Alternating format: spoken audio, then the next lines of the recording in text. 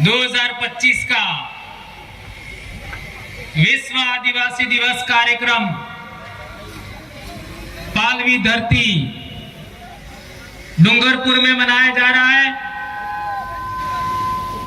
उसमें आप सब पधारे, भाई बहन, बड़े बुजुर्ग, अन्य समाज के साथी पधारे, प्रशासन के साथी, मीडिया के साथी, आप सबका हार्दिक अभिनंदन करते हुए मैं अपनी बात रखना चाहता हूं। हम लोग समाज के लिए बोल बोल करके बीमार हो गए और हम नहीं चाहते थे कि आज हम बोले, लेकिन बहुत सारे लोग नए आए और इसके लिए हमारे साथियों ने आग्रह किया कि बोलना ही पड़ेगा। तो आप लोगों के बीच में कुछ बातें मैं बहुत इंपॉर्टेंट है वो कहना चाहता हूं। सबको पता है कि ये जो विश्व आदिवासी दिवस का कार्यक्रम है वो सामाजिक कार्यकर्ताओं के नेतृत्व में होता है। और सामाजिक कार्यकर्ता कौन, किसको सामाजिक कार्यकर्ता कहेंगे? तो जो सच क्या है और गलत क्या है उसकी सही सही व्याख्या करे वो सामाजिक कार्यकर्ता। सच क्या है और गलत क्या है उसकी सही सही व्याख्या करे वह सामाजिक कार्यकर्ता। आज की तारीख में पूरे देश के आदिवासियों का जितने भी बड़े संगठन हैं उन सभी संगठनों का अलायंस बना है।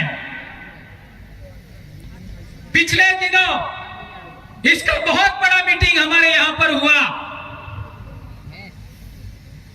आज हम लोग जो भी काम कर रहे हैं उसको देश के दूसरे लोग स्वीकार कर रहे हैं, उसको आगे बढ़ा रहे हैं और अपने अपने इलाके में अमल कर रहे हैं। उसका परिणाम यह हुआ कि पूरे देश में एक जैसी व्यवस्था हो रही है। आज डूंगरपुर की बात करूं मैं, आज जितने लोग विश्व आदिवासी दिवस के लिए डूंगरपुर में आए उतने लोग शांतिपूर्ण कभी डूंगरपुर में आए थे? ये केवल और केवल आदिवासी परिवार की अनुशासन नियमावली है कि यहां पर लोग शांतिपूर्ण आते हैं और शांतिपूर्ण जाते हैं। आपका बेड़ेश्वर में एक कार्यक्रम हुआ था कोरोना के आसपास, उसमें आपने देखा लाखों लोग आए थे लेकिन किसी प्रकार का कोई गड़बड़ नहीं हुआ। इसी तरीके से मानगढ़ पर इस साल भी हमने कार्यक्रम किया।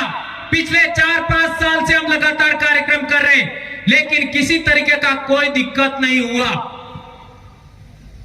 शांतिपूर्ण लोग आते हैं, शांतिपूर्ण जा रहे हैं। देश के किसी भी आदिवासी इलाके में जाइए, सबको कहना चाहता हूं, चाहे मीडिया के लोग हो, प्रशासन के लोग हो,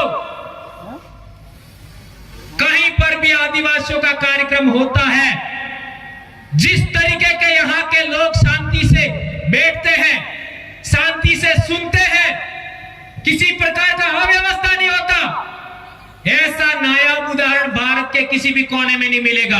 कुछ न कुछ उल्टा पुल्टा हो ही जाता है। और विशेषकर खान पान की बात करें, हमने हमारे लोगों को समझाया 300 साल का हमारे संतों का आंदोलन है। संत मामजी महाराज, संत सुरमाल खराड़ी महाराज, संत गोविंद गुरु महाराज, संत देवापुरी महाराज, संत गोविंद गुरु महाराज, संत कुरिया महाराज और आज तक जितने मेट कोटवाल का अधिपति हैं उन सब के आंदोलन का जो निचोड़ है कि हमारे समाज में दारू 100% बंद होना चाहिए। सभी संतों के आंदोलन का सबसे बड़ा मोटिव था कि आपका आदिवासी बेल्ट में दारू 100% बंद होना चाहिए।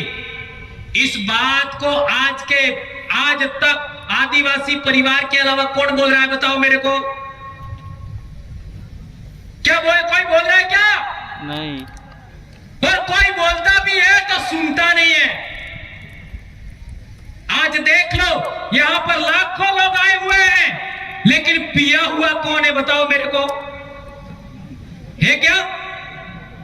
इतना बड़ा बदलाव कैसे हुआ, यह सबको समझना पड़ेगा। हमने हमारे समाज को समझाया, युवाओं को समझाया कि हमारे संतों का हमारे इलाके में 300 साल का आंदोलन है, उसकी हमें इज्जत करनी है। आज इतना बड़ा बदलाव हो गया।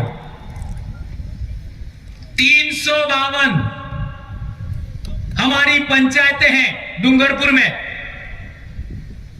और इस कार्यक्रम के लिए 292 पंचायतों ने पैसा दिया इस कार्यक्रम के लिए। क्या आज तक कोई माई का लाल ये कर पाया? यह सवाल है मेरा। 292, यह भी रात का आंकड़ा दे रहा हूं। इस कार्यक्रम के लिए 75 के करीब हमारे कर्मचारी साथियों ने पैसा दिया। क्या किसी संगठन को इतने सारे लोग पैसा देते क्या? और मैं भी कर्मचारी हूं। कर्मचारी के हाथ से पैसा लेना इसलिए कोई छोटा काम समझते हो क्या? और वो भी हमारे जैसों से। विचार करिए, 5.5 लाख के आसपास तो वीसीसी का पैसा है, 1.5 लाख के आसपास कर्मचारियों का पैसा है। अब बताओ, यह कार्यक्रम सामाजिक है या क्या है? 100% सामाजिक कार्यक्रम है। और कई लोग इस पर तोहमत लगाते हैं, आरोप लगाते हैं। और आदिवासी परिवार को जिसने गाली दिया है, आदिवासी परिवार को जिसने गलत कहा है, उन सब के बाजड़े उठ गए हैं और उठेंगे। एक बात और बड़ी कहना चाहता हूं कि हम स्कूल में बच्चों को पढ़ाते हैं। अब जो स्कूल में पढ़ाते हैं वही समाज को पढ़ाओ तो लोगों को तकलीफ हो जाती है। स्कूल में पढ़ा सकते हो वो बात, लेकिन समाज को नहीं पढ़ा सकते। ये कौन सी बात हुई भाई? स्कूल में पढ़ा सकते हैं, जो किताब के अंदर पाठ में लिखा है वो समाज को मत पढ़ाओ। और समाज को पढ़ाते हैं तो आप सब समझते हो क्या कर रहे हैं। ये बात समझनी जरूरी है। ये मैं किताब लाया, ये 6ठी क्लास की किताब। इसमें आगे के 3 पाठ, 6ठी का ये किताब इस साल बंद कर दिया। आगे के 3 पाठ आदिवासियों से संबंधित है, ये इस साल बंद कर दिया। 10-12 साल से किताब चल रही है, इस साल बंद कर दिया। इसमें पहले 3 से 4 पाठ आदिवासियों से संबंधित है।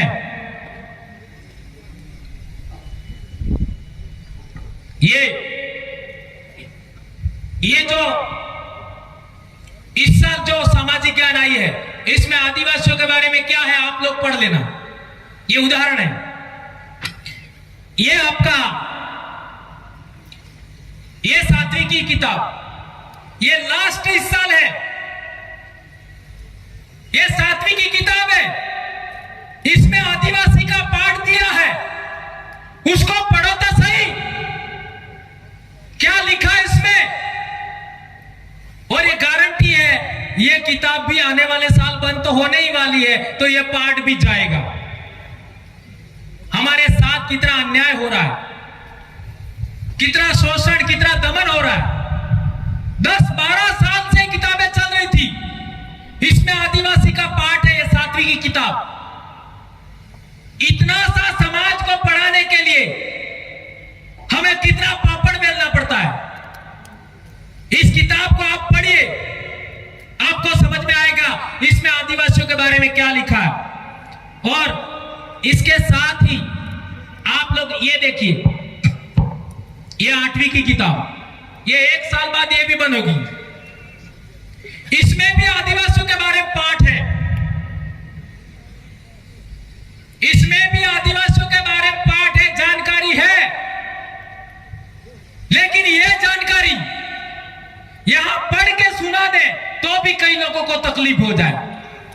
मैं क्या कहना चाहता हूं कि स्कूल में अब यह किताब पढ़ा सकते हैं, लेकिन समाज को पढ़ा लोगों को तकलीफ हो जाती है। और एक बड़ी बात ये देखिए, यह किताब में पूरा पाठ है, आदिवासी कौन लोग हैं, है ना, पूरा चैप्टर 5वां पाठ।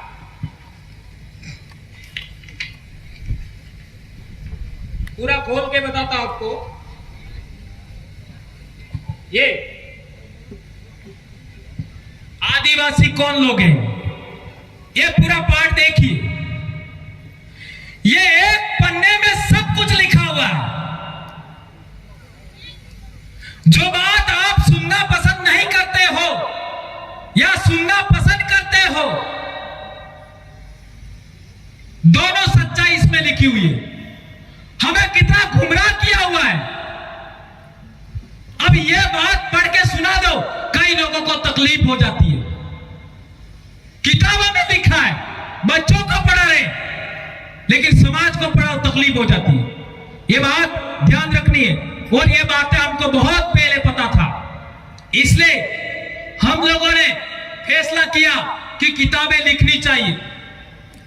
अब यहां हनुमानगढ़ के साथी आए थे, डीपी शर्मा जी, उन्होंने किताब लिखा, उसमें बहुत बड़ी जानकारी है। 3 साल लगा उनको लिखने में। वो फर्स्ट आपका वहां टेंट लगा है, गेट के पास वहां लगी हुई है। कितने लोगों ने खरीदा? ये किताब अनिवार्य रूप से सबको खरीदनी है। उसमें बहुत सारी इंफॉर्मेशन है जो आपको एक किताब में नहीं मिलेगी। और वे भाई यहां पर कोचिंग इंस्टीट्यूट खोले, 13 तारीख को उनका उद्घाटन है, उसमें भी हमको आना चाहिए। हमारी पढ़ाई के लिए कोई भी काम करे, हमें उनको स्वीकार करना है।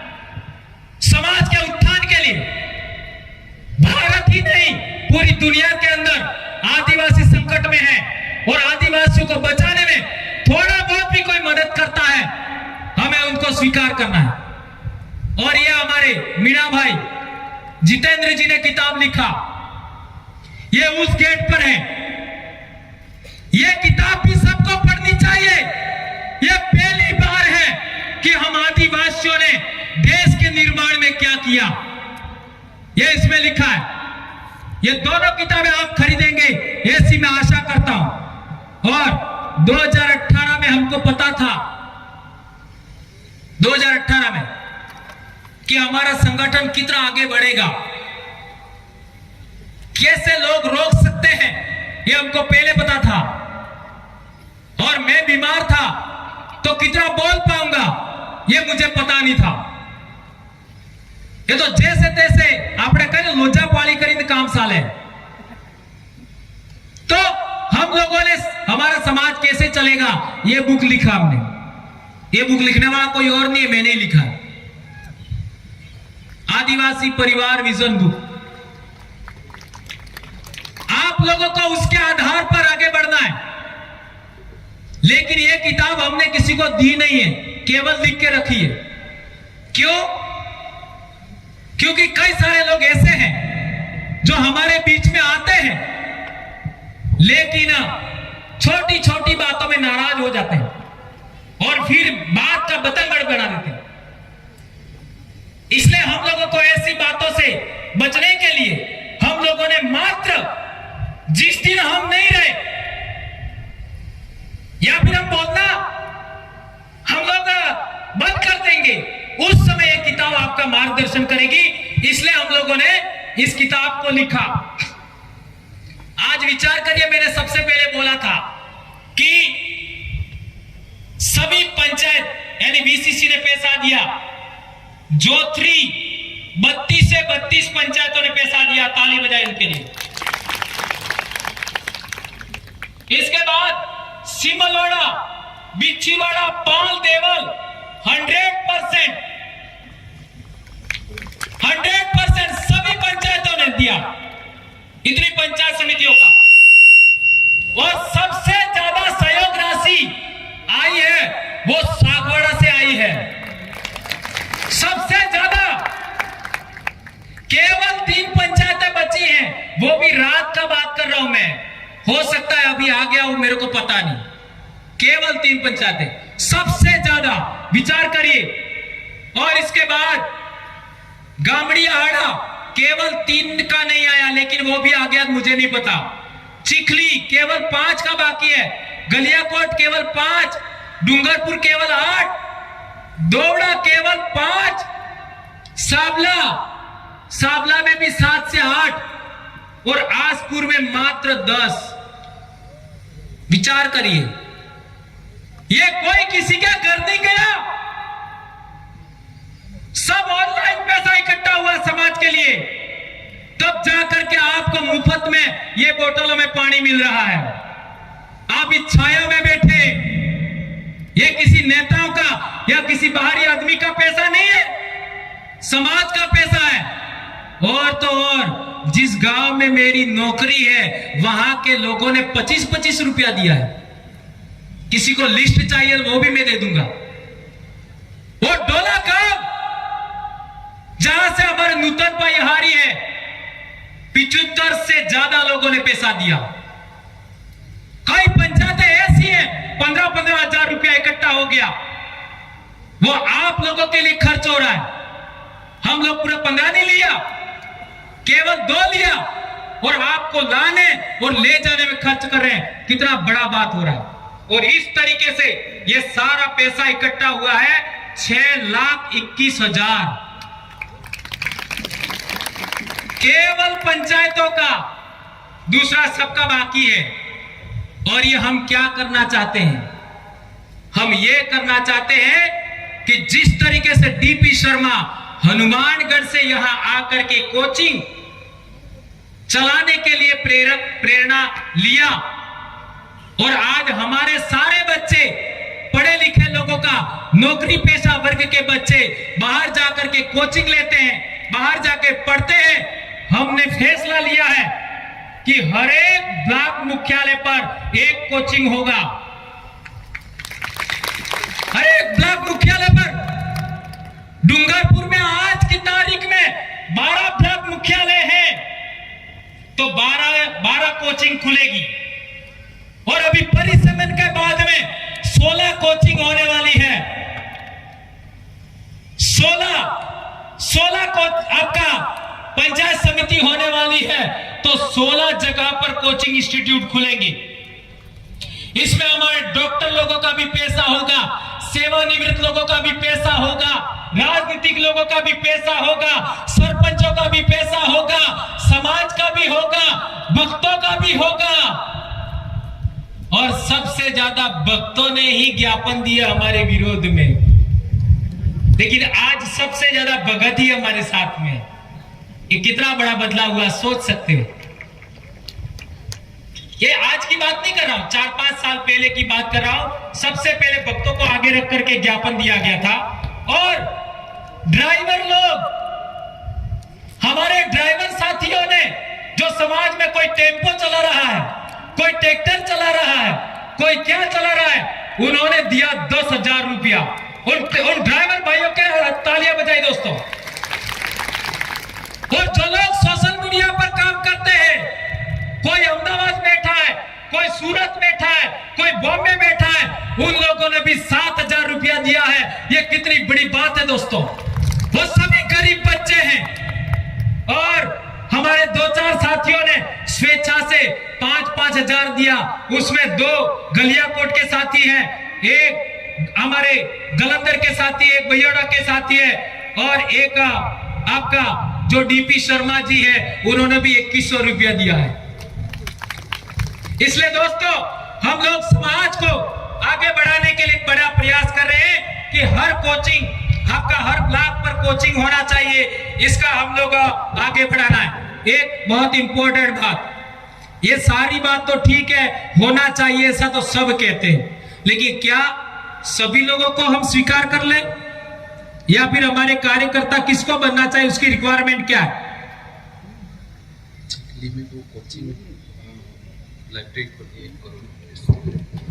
भाई ने बताया कि चिखली में 1 करोड़ रुपए की लाइब्रेरी खोली है। बहुत बड़ी बात है दोस्तों, 1 करोड़ है ना। आज एक बात क्लियर हो जाए, ये मैंने नहीं लिखा है, हमारे डीसीसी के सभी साथियों, मैंने जो बातें बोली वो पॉइंट सभी डीसीसी के आम सहमति से आए हैं, ये बात ध्यान रखिएगा। तो सभी लोगों की सहमति से ये नियम बने हैं और ये पॉइंट बने जिस पर मैं अपनी बात रख रहा हूं। ये किताबें भी, हम सब शिक्षक हैं और सभी स्कूलों में पढ़ा रहे, और हम लोगों को रोका जाता है, इसलिए ये बताया। अब बीसीसी सदस्य कौन बन सकता है? पहला नियम है, दिन में शराब पीता हो उसको नहीं लेना।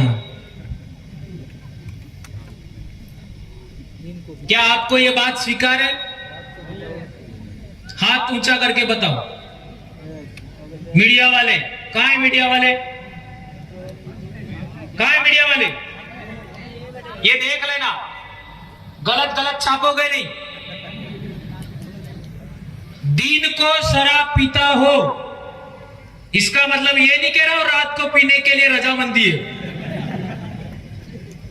ये 300 साल के संतों का आंदोलन है, उसको हम आगे बढ़ा रहे हैं, उसको नहीं लेना है। दूसरा, विवाह में, विवाह कब आते हैं? जब होली आती है, जब फसल कटाई आती है, जब आपका परीक्षा आती है, उसी टाइम विवाह आते हैं। और विवाह में रात भर लोग नाचते रहते हैं। तो ऐसा गांव में कोई बच्चों की पढ़ाई से संबंधित माहौल खराब करे, ऐसे आदमी को भी बीसीसी में नहीं लेना है। क्या यह बात आप लोग मानते हो? बहुत अच्छी बात है।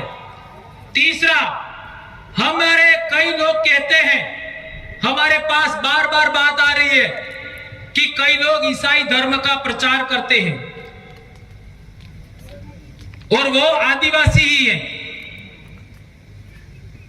ये बहुत बड़ी बात है, ये बोलने की हिम्मत सब लोग नहीं कर सकते।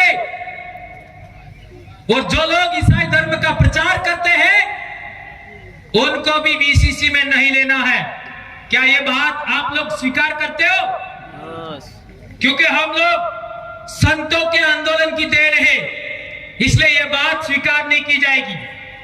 अगला बिंदु है, बच्चों की पढ़ाई बर्बाद करने वाला पाखंडवाद, अंधविश्वास, अनुष्ठान गांव में करता है, उसको भी बीसीसी सदस्य नहीं बनाना है। सबसे ज्यादा बच्चे स्कूल कब आते हैं? जुलाई, अगस्त, सितंबर, अक्टूबर।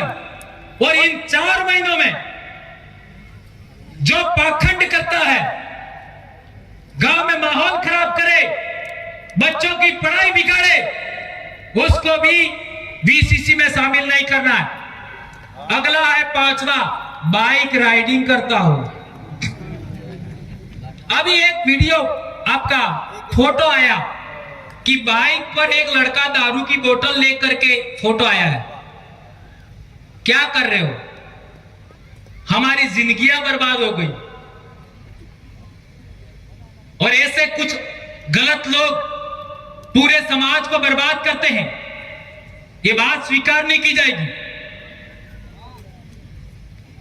बाइक राइडिंग के नाम पर कई सारे हमारे समाज के ऊपर आरोप लगते हैं।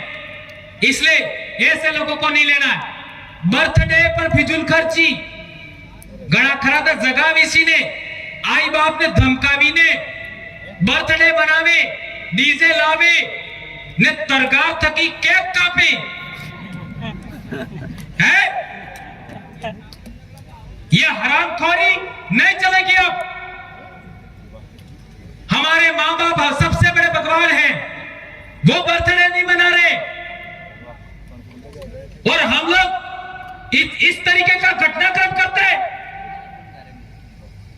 आपको मनाना ही है बर्थडे, किसी ने मना ही नहीं किया है तो गांव वाला तेड़ो लापिन सुखा खवड़ाओ पांजे न डाल खवड़ाओ, हमने कोई आपत्ति नहीं है। क्या ऐसा करना चाहिए? धन्यवाद। मारपीट करने का काम करते हो, हमने नियम बनाया है आदिवासी परिवार का सदस्य किसी को थप्पड़ नहीं मारेगा, तो मारपीट का काम करता हो ऐसे आदमी को भी वीसीसी सदस्य नहीं बनाना है। अगला है धमकाने का काम करते हो। कई लोगों ने हमारे विवाह के टाइम में रात को फोन कर करके धमकाया, कई वीडियो हमारे पास पड़े हुए, पी करके धमकाते। कई लोगों ने मेरे को भी फोन किया। यदि उसी तरीके से मैं भी व्यवहार करूं तो क्या हालात होगा? लेकिन हम लोग सबको क्षमा करते हैं। मैं तो यहां तक कहता हूं, जिसने मेरे को लाख गालियां दिया, कुछ भी कहा, सभी लोगों को माफ करता हूं मैं। हमारा इतना बड़ा आदिवासी परिवार किसके विरोध में खड़ा हुआ है ये पता है आपको? समानता मंच के विरोध में खड़ा हुआ। सही कह रहा हूं गलत कह रहा हूं? और समानता मंच के संयोजक आज यहां से बोल गए। ये कितना भारी बदलाव है, ये बहुत बड़ी बात है दोस्तों। काकरा थकी काकरो टकरावा थकी आग लगे। इंसान को यहां से बदलना पड़ता है। हमारे देश में समाज सुधार की परंपरा रही है। गौतम बुद्ध ने इंसान को, गाली देने वाले को, मारपीट करने वाले को अहिंसा का संदेश दिया तो पूरी दुनिया में बौद्ध धर्म गया। वही फार्मूला में आगे बढ़ रहे।